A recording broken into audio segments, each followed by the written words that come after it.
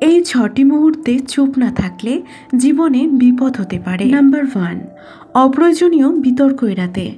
এমন তর্ক বা ঝগড়ায় যেখানে কোনো সমাধান আসবে না সেখানে চুপ থাকুন, এতে পরিস্থিতি সহজেই মিটে যেতে পারে। নাম্বার 2, জীবনসঙ্গীর রাগের সময়। যখন আপনার স্বামী বা স্ত্রী রেগে থাকে তখন প্রতিক্রিয়া না দিয়ে ধৈর্য ধরে পরিস্থিতি শান্ত হতে দিন। নাম্বার 3, আবেগ নিয়ন্ত্রণে না থাকলে। অতিরিক্ত আবেগে কিছু বললে ভুল বোঝাবুঝি তৈরি হতে পারে, তাই মনের স্থিতি ফিরে পেতে কিছু সময় চুপ থাকুন।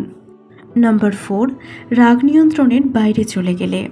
রাগের মুহূর্তে কিছু বললে সম্পর্ক ক্ষতিগ্রস্ত হতে পারে, তাই রাগ কমানো পর্যন্ত চুপ থাকা বুদ্ধিমানের কাজ। নাম্বার 5, কারোর সম্মানহানি হওয়ার ঝুঁকি থাকলে। যদি আপনার কথায় অন্যের সম্মান নষ্ট হওয়ার আশঙ্কা থাকে সেক্ষেত্রে চুপ থাকাই শ্রেয়। নাম্বার 6, যখন পুরো ঘটনা জানা নেই। সব কিছু না জেনে মন্তব্য করলে পরিস্থিতি আরও জটিল হতে পারে, তাই চুপ থাকা অনেক সময় সেরা বিকল্প।